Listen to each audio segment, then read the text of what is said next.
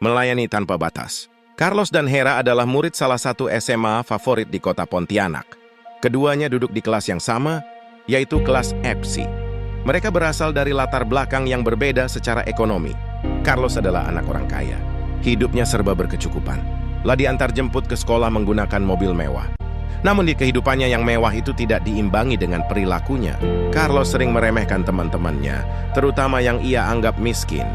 Lah suka membandingkan harta bendanya dengan milik teman-temannya.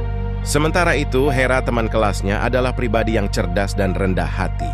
Lah peduli dengan sesama, sering membantu temannya yang kesulitan mengerjakan tugas-tugas pelajaran. Ia juga terlibat dalam komunitas sosial Palang Merah Indonesia.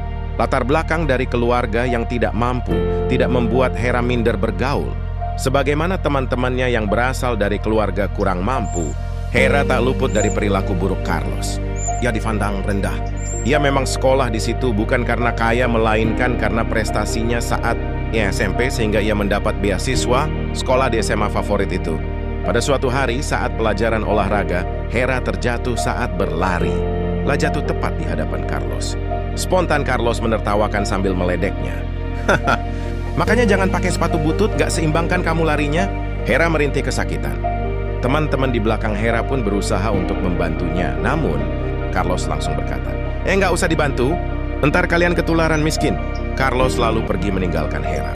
Beberapa hari setelah peristiwa tersebut, Hera bersama temannya Justina dan Henry mewakili sekolah mereka mengikuti lomba karya tulis ilmiah tingkat nasional. Mereka bekerja keras dan meraih juara pertama. Mereka bergembira telah mengharumkan nama sekolah mereka. Pokoknya jangan sampai ada yang sakit ya. Kita harus maju semua, kata Henry ketika mereka membicarakan soal penyerahan piala kepada pihak sekolah. Iya nih, apalagi ini piala pertama kita, sahut Justina. Betul, kita harus maju semua ya. Tambah Hera dengan penuh semangat. Hari upacara pun tiba. Semua peserta didik dari kelas X hingga kelas 12 berkumpul di halaman tengah sekolah.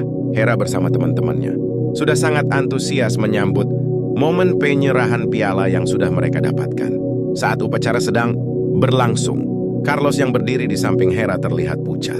Melihat hal tersebut, Hera bertanya, "Kamu kenapa, Los? Kok terlihat pucat?" "Bukan urusanmu, jangan sentuh saya, sana kamu," jawab Carlos dengan sinis. Hera hanya terdiam mendengar jawaban Carlos. "Untuk apa sih kamu bantu dia? Lebih baik kita fokus dengan upacara ini. Sebentar lagi nama kita dibaca loh," pungkas Henry yang kebetulan juga berdiri di dekat Hera. Meskipun mendapat reaksi yang demikian, Hera tetap memperhatikan Carlos yang tampak sakit. Tibalah saat pembacaan pengumuman peserta didik yang meraih prestasi. Saat dibacakan nama-nama mereka oleh kepala sekolah, Hera menengok ke samping dan langsung bergerak menolong Carlos, yang semakin terlihat sempoyongan. Justina yang melihat peristiwa tersebut langsung berkomentar, "Kamu ngapain, Her? Sudah, biarin saja. Dia kan sudah beberapa kali menghina kamu dan sekarang kita harus maju menyerahkan piala ke sekolah. Lagian kan sudah ada petugas UKS, tinggal kita panggil saja." Tanpa menjawab komentar Justina, Hera langsung bergegas menuju UKS. Hera dibantu oleh petugas Rembopong Carlos. Menuju ruang langsung meninggalkan Carlos, namun karena kepeduliannya, dia tetap mengantar Carlos sampai kemun karena kepedulian yang menghinanya. Merelakan momen penting dalam hidupnya, yakni piala kepada pihak sekolah, menyerahkan. Penyerahan piala itu sendiri akhirnya dilakukan oleh Justina dan Henry.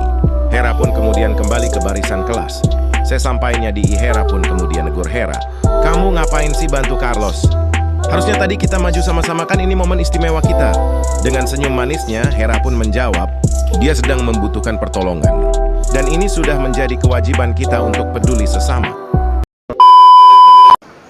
Halo semuanya, kami dari kelompok 1 akan menjelaskan materi kesederhanaan khususnya itu melayani.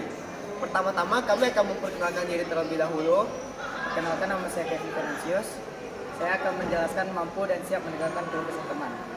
Saya Mario Jackson, saya akan menjelaskan bagaimana sih penjelasan dan penerapan inisiatif menolong orang lain dalam kehidupan sehari-hari. Saya Wendy Oktora, saya akan menjelaskan tentang nilai-nilai yang bisa kita ambil dari cerita melayani tanpa batas. Selamat menyaksikan. Saya akan menjelaskan mampu dan siap meningkatkan keluh kesah teman. Dengan adanya keluh kesah, kita akan mencermati persoalan apa yang dihadapi oleh teman kita. Contohnya, teman yang lagi putus cinta. Dengan adanya contoh tersebut, kita akan membantu dan memberikan solusi pada teman yang sedang mengalami masalah tersebut. Nah, saya akan menjelaskan bagaimana sih penjelasan dan penerapan inisiatif menolong orang lain dalam kehidupan sehari-hari. Pertama-tama kita harus mengetahui dulu apa sih itu inisiatif. Inisiatif adalah tindakan yang dilakukan oleh seseorang tanpa menunggu diperintah oleh orang lain. Maka dari itu, inisiatif menolong orang lain adalah tindakan yang dilakukan oleh seseorang untuk membantu orang lain dengan kesadaran dirinya. Peran guru, sekolah, dan orang tua sangat berperan besar dalam menumbuh kembangkan inisiatif dalam diri anak-anak. Guru dapat melakukan hal-hal sebagai berikut, yaitu seperti mengimbau anak-anak untuk lebih inisiatif pada lingkungan sekitar, seperti melakukan pengamatan di lingkungan sekitar, menemukan orang-orang yang dapat ditolong atau dibantu. Kemudian sekolah dapat menyediakan program yang memadai seperti aksi sosial Natal dilakukan setiap tahun.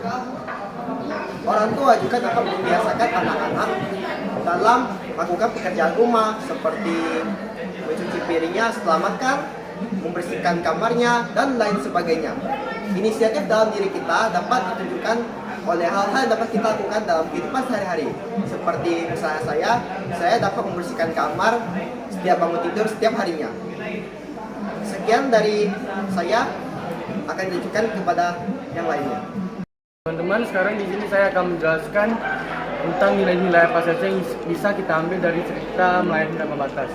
Dari cerita tersebut diceritakan bahwa ada 2 orang yang membuli 1 orang.